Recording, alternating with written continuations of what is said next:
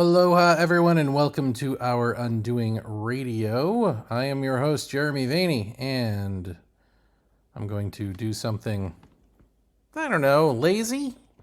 Something I've been wanting to do for a while, something that I may do consistently, because it is kind of lazy, which is to answer questions that I see as recurring questions in various spaces such as YouTube, Quora, Reddit, and various social medias online about so-called spirituality. Now, I don't know why you would go on Quora and keep asking the same questions over and over again. Aren't you supposed to look in their search engine and see if they've been asked already? See if someone's come up with an answer? But no. I keep getting different people asking the same question different ways in my my quest for I don't know, perfect answers. I don't know what my quest is for. But since I don't find perfect answers, I will provide them. Oh yes, I will. So I want to start with one that I see quite often, which is interesting and slightly offbeat, although not really, if you know me at all, which is, was Jiddu Krishnamurti enlightened? And of all the so-called enlightened people, it's interesting that this comes up and I never see, was Jiddu Krishnamurti lying? Was Jiddu Krishnamurti a fraud? It's always, was he enlightened? Now, I'm sure those questions exist somewhere and I'm not seeing them, but it just says something that I haven't seen that, I guess. Because you do see that with other people, including people who are still alive, like Sadhguru. Is he a cultist? Is he enlightened? Is he a fraud? Is he pulling one over on people? You know, that sort of thing. What they should really be asking is he just kind of boring and not saying anything, but using a lot of words to do it? I think that's his biggest crime. Nevertheless, Krishnamurti, the question comes up always, was he enlightened? And the answers range from, no, he was an intellectual, he was not enlightened, or, you know, variations on that theme, that he was smart, but no, or he was sort of kind of ish, but he didn't really get it because he didn't talk about powers and the such. He sort of downplayed all that other stuff because all the sort of psychic stuff, because he never really had those experiences, so he poo-pooed them. Or just plain no. Right? Like, that's the no aspect of it. And those are silly answers. And then, of course, there's the yes. Yes, he was enlightened. But even that is often, not always, but often followed up with some explanation of why his brand of enlightenment doesn't work, because the audience never got it, because he was too intellectual about it, or too in your head, too rational, too trying to cater to that rational, logical mind, and so nobody could really get it. And then, of course, there's just plain the answer yes, with some, longer explanation of yes. But usually I see yes with caveats, which is always interesting, because where are those caveats with the people who talk about powers and, give paths toward truth or meditative practices and all that sort of stuff? It's like if they give you something, quote unquote, tangible, I mean, it's not really tangible, but something that you can sort of metaphorically sink your teeth into, then that is connecting with the audience, right? Or having a heart-to-heart is connecting with the audience, as opposed to saying it like it is, which is what the audience actually needs. So, in that vein, let's answer the question, was Jiddu Krishnamurti enlightened, in a way that he might not actually find disagreeable when he were alive. because his answer to that was always, as people would ask him, you know, his answer would be like to sort of scoff at the question and ask, is that really what you're interested in? Does it matter if the speaker is enlightened? And then go into what does matter. And sort of in that, if you would listen to it all the way through, you would find why the question is inappropriate, but inevitable. But I think let's not bury the lead during this podcast. Let's call that part out, because that is the answer to the question. Was Jiddu Krishnamurti enlightened? The answer is, why are you asking that? Because I know that we say that there is no such thing as a bad question about other things, right? About other topics that you're trying to learn about. But presumably, you're not just trying to learn about whether someone is enlightened and all of that, but you want something from them if they are. If everyone tells you, no, these people aren't enlightened, don't pay any attention, you'll go on to the next person. And you're looking for that master, that guru, that teacher, that really, nowadays, what you're looking for probably is just a quick fix, right? Just some sort of, you want some quote unquote tangible power or event to happen to you for you to have, for you to go, there is more to life. There is more to reality than just materialism. You live, you die, and then in between you just sneer at people who don't believe that. There is more. And now I am that more. Go me. So when we're talking about quote unquote, I'm doing a lot of quote unquotes lately, huh? Quote unquote spirituality, it's not that there are bad questions per se. It's that if the questioner would only investigate themselves and why they're asking that question and be honest with themselves about why they're asking that question, then perhaps something moves within that person. Something gets broken up and there's room for truth to maneuver. And then, such a one will find out for themselves what this so-called enlightenment is, as opposed to asking, was so-and-so enlightened? Of course, the first question, like if you were just to do a logical, sort of bunch of questioning, the first question would be, what is enlightenment? I mean, why are we asking other people, strangers online, listening to me even, about whether someone is enlightened or not, as if we all know what enlightenment means? What does enlightenment mean? What is that? What are you even asking? Why aren't you asking that first?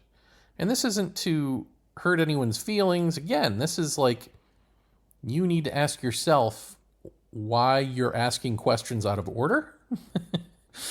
Why you're asking them at all to strangers, to anyone. Like, what is your motivation?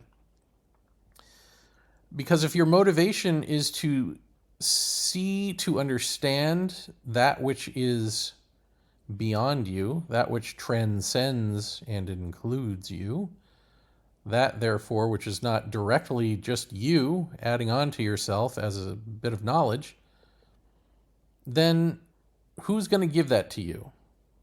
Who's going to set you right? Is that not something that you must come upon for yourself? And I guess this is a variation on, if you ask the master some great spiritual question, right? And then the master asks back, who's asking?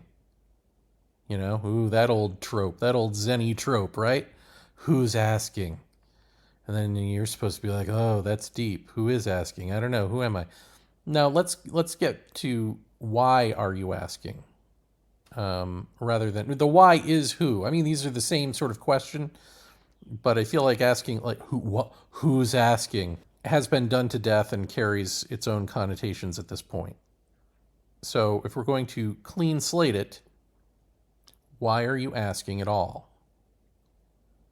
Is Jiddu Krishnamurti enlightened? You're asking because you want something. you're not asking because you care if Jiddu Krishnamurti is enlightened, beyond that you can get something from him if he is or was. But you can't even articulate what that something is because you haven't asked, what is enlightenment? What do we mean by that? Different people mean different things. And are any of them correct? You want something from a man who said, do not seek. Stop wanting, right?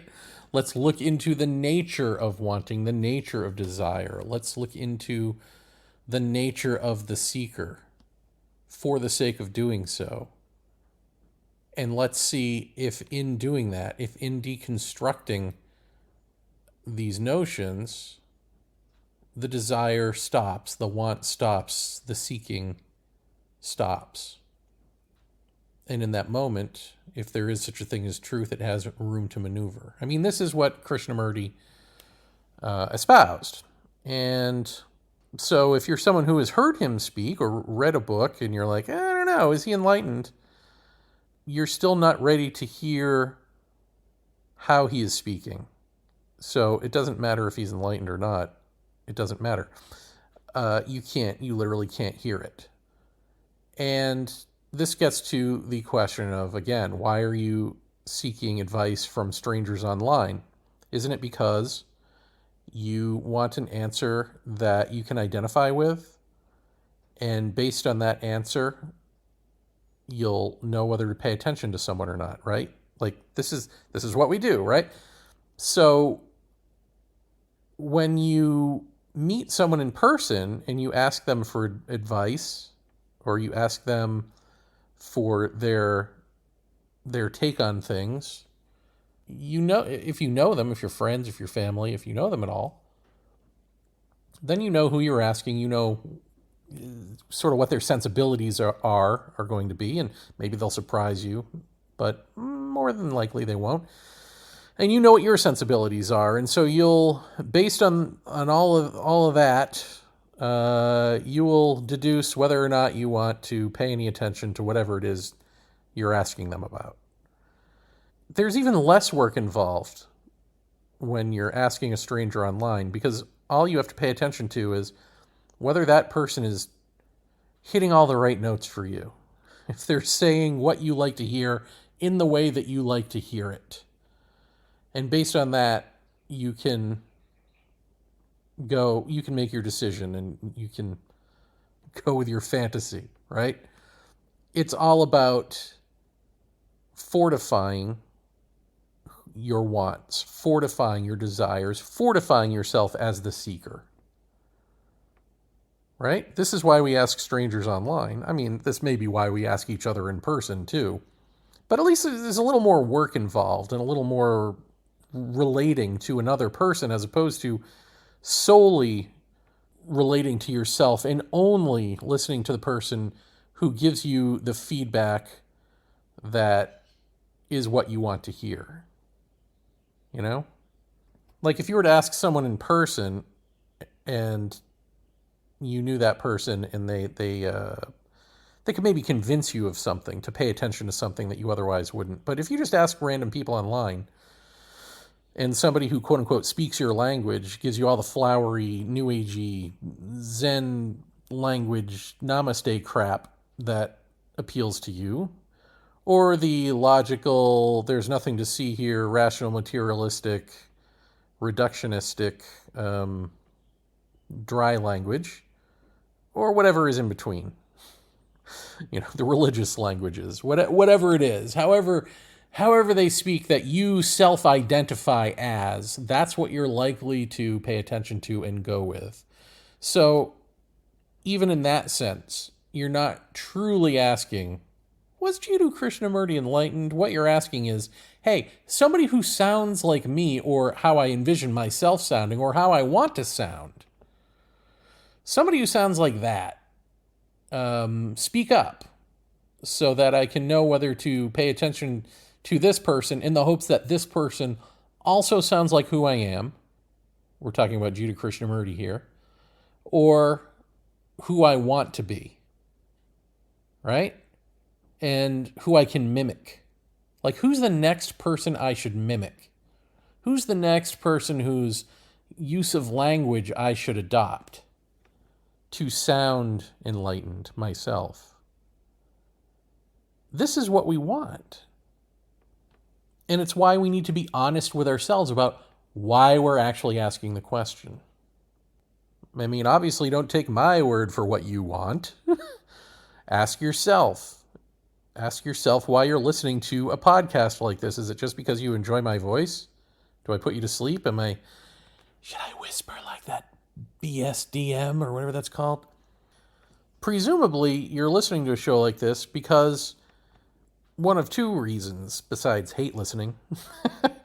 Although the first one is probably compatible with hate listening, which is that you fancy yourself the astute spiritual person and or scholar who knows all this stuff already, and so you listen to go, I know that, yes, I know, yes, I'm clever, I've thought that before, yes, me.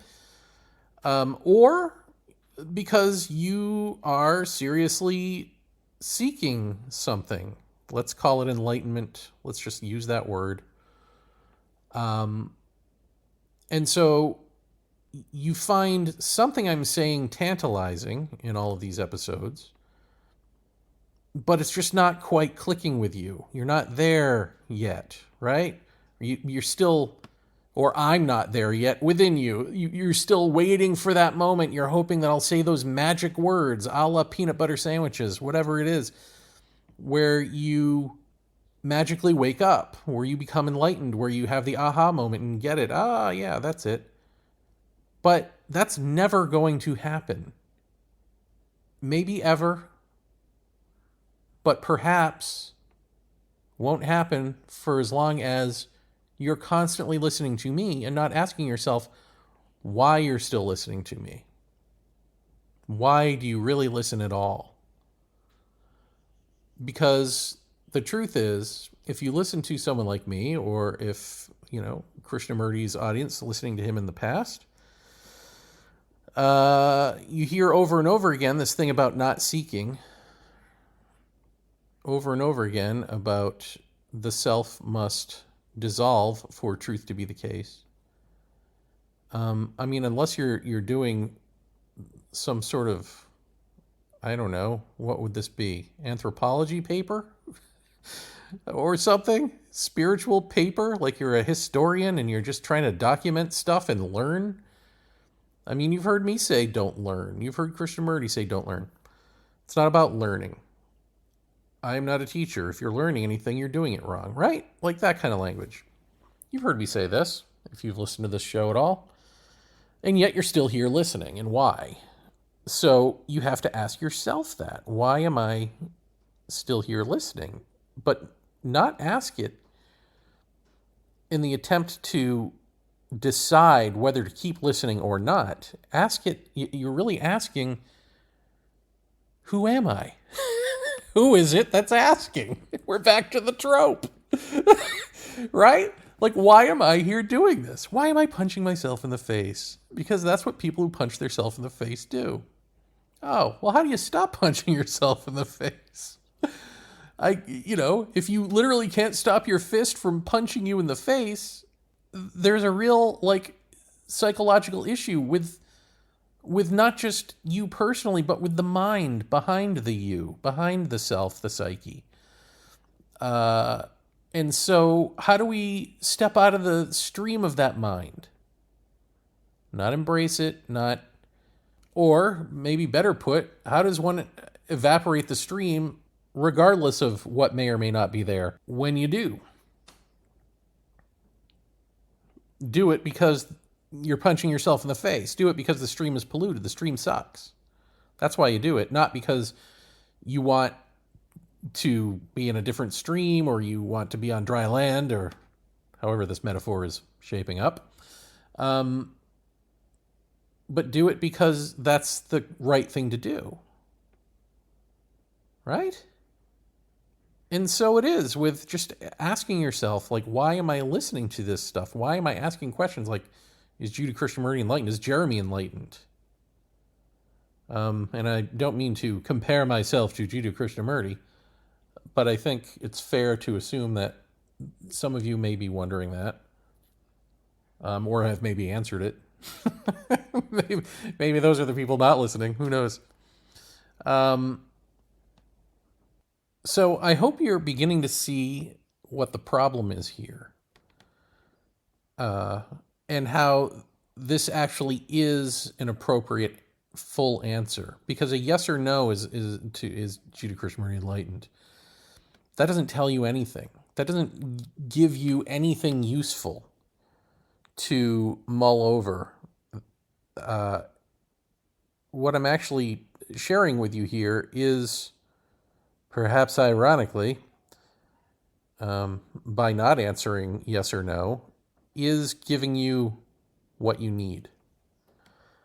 Because, as I've sort of been talking around here, the yes-no question comes from the seeker, right? Obviously. And again, seeking what? Ultimately, not seeking an answer to that, but seeking enlightenment for oneself. Whether we define that or not. But are you? Are you truly seeking enlightenment? Are you truly seeking the answer to the question, is Jiddu Krishnamurti enlightened? Or are you seeking because you're a seeker, and that's what seekers do, and so the object of that seeking is superfluous? It doesn't feel superfluous because, we're talking about the ultimate here. Ooh, enlightenment, ooh. But it is superfluous. This is why it isn't about learning, even though we desperately want it to be. We desperately want it to be about something that we can have and hold, be or become. Because that means that we get to go on. The seeker seeking gets to go on. Now in a new and improved higher form. Now transcendently seeking. The seeker wants to seek. That is all that you want. That is it. That's all you do. You're like a robot, and you've got this one task called seeking, but somehow you've deluded yourself into believing you're this big, complicated, free will creature, who's onto something, or going to be, or wants to be. You neither are nor want to be onto anything that destroys you, that annihilates you, that kills the self, death to the psyche. The psyche, which is the seeker, does not actually want that. You don't want that, and that is what it takes to understand whether or not there is such a thing as enlightenment and what that enlightenment is. There are lots of little enlightenment substitutes out there. The things that we have put together with thought, the things that we have put together as lessons, as meditations, as destinations along a path, if you just follow the path correctly, if you just practice, if you just repeat, you'll find the thought form version, the bright, shiny replica of truth. That which has been discovered by someone else and committed to paper or committed to an oral tradition or not. Perhaps, there are those who just make it up out of whole cloth. However that shakes out, committed to memory. Doesn't matter. It's all the same. It's all the false. What's not truth is the false. So while on a practical level it matters whether someone is lying to you or not, someone is making something up and claiming it to be truth, or someone is telling you what happened to them or what they say has happened in their tradition to other so-called enlightened people, on a practical level that matters, but functionally the false is the false, and you are either the false or you are truth. So what is enlightenment? that question we've been avoiding, it's unanswerable. It's to be lived. And so any answer and any plot on the map of a spiritual tradition or New Age fantasy, both the same thing, is false, is not enlightenment. Even if it was to someone at some point in their life, has zero relevance to your life, except on the level of, is this person making it up or not? So all of these thought forms, all of these memories, all of these untruths form the enlightenment, the epiphany that one stumbles upon through these paths, through these teachings, through these step-by-step instructions. And if that's what you want, and that is what you want, if you want anything at all, because that's what keeps you here, you'll find that in abundance out there. In fact, the person who answers the Jiddu Krishnamurti question in such a manner that you find compatible with you will likely lead you to those paths. And even if that person likes Krishnamurti and thinks, yes, he is enlightened, more often than not will, either by their design or by your own interpretation, lead you, or you'll lead yourself, to see Krishnamurti as one among many voices. All paths lead to the same truth, right? And so even if he's enlightened, well, there are other ways to do it. There are other ways to get there. Which, of course, presumes that Krishnamurti was a path or gave a path, which is not the case. In fact, funny enough, he said truth is a pathless land. That was the path of no path, right? But it's not a path of no path. People say that. But it's not a path at all. And you can't get around that by saying path of no path. It truly is, if you are the seeker, and if you are to understand that which is not you, that which is not of this mind, of this psyche, of this human collective stream, you can't be in the stream anymore. But what are you to do, little fish? For you are of the stream. You breathe it. You live it. Well, you can be in the stream of time, physically, without being in the stream of psychological time. Well, that's not completely true. You can't. You can't be in the stream of time and not in the stream of psychological time. The body can be in the stream of time, but the psychological entity, the seeker, the self, which is the body's projection, doesn't have to be the case. Truth, which transcends and includes you, the self-awareness of truth, may be the case when the seeker is no more. Not when the seeker stops seeking so much as the seeker's dead and the body is alive. Because instructing the seeker on how not to seek, even saying, yeah, go pay attention to Krishnamurti, that guy's got it. All you can hear is, he's got what I seek. If you're to be honest with yourself, you can repress that and say, no, I get it. I truly want what I don't want what I'm seeking. What is it again?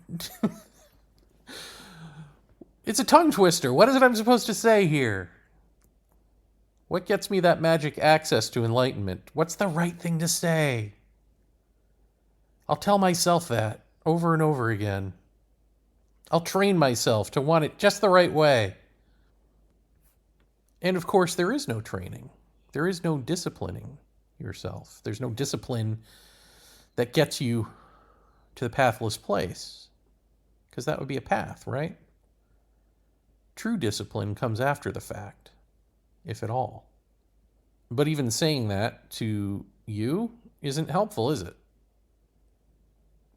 Nothing I can say is going to be helpful.